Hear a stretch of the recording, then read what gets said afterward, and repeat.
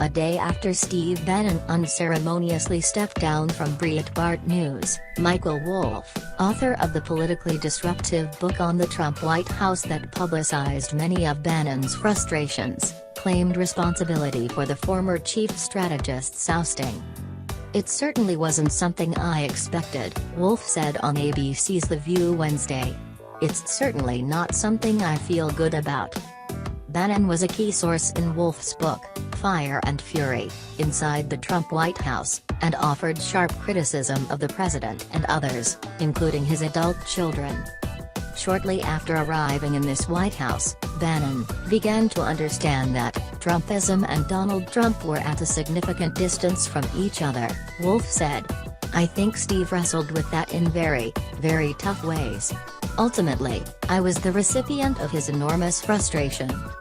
"So you're the reason he's out?" Joy Behar, one of the hosts on The View, asked. "I'm the reason he's out," Wolff responded. Steve Bannon steps down from Breitbart News.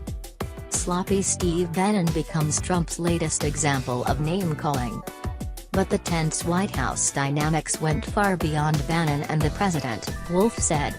From his time sitting on a couch in the West Wing waiting for appointments with different members of the administration, a position he said he got because he slipped through the cracks, Wolff said he noticed three factions. One of the factions was Jarvan, the disparaging term Bannon sued for Jared and Ivanka Trump. The other competing ideas came from Bannon himself and former Chief of Staff Reince Priebus. They regarded each of these factions, the Jarvanka side, the Bannon side and Priebus side, regarded the others as assassins, he said.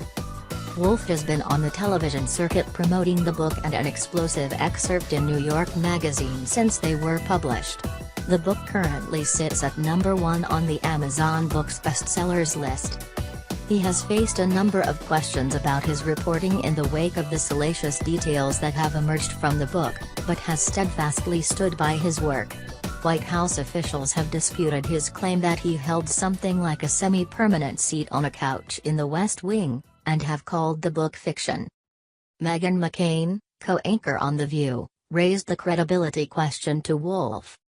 Traditionally, in situations like this, it's the disgruntled staffers who aren't loyal to their principal that give interviews like this. "So I'm curious, when you talk about staff, you didn't talk to his cabinet.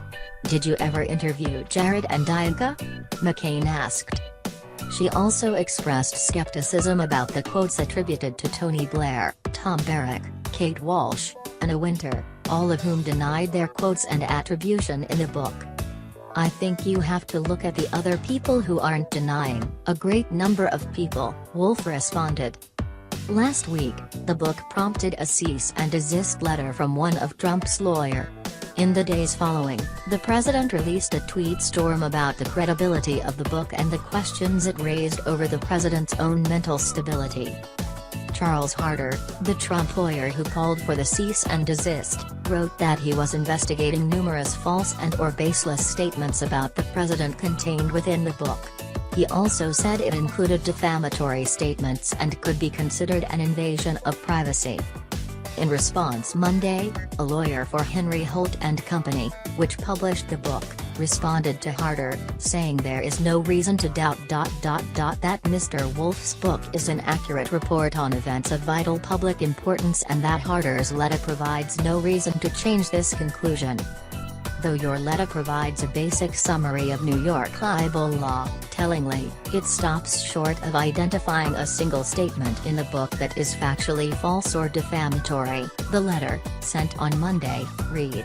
Instead, the letter appears to be designed to silence legitimate criticism. This is the antithesis of an actionable libel claim. Henry Holt and Company moved up its original January 9 publication date to last Friday and the book quickly became a bestseller.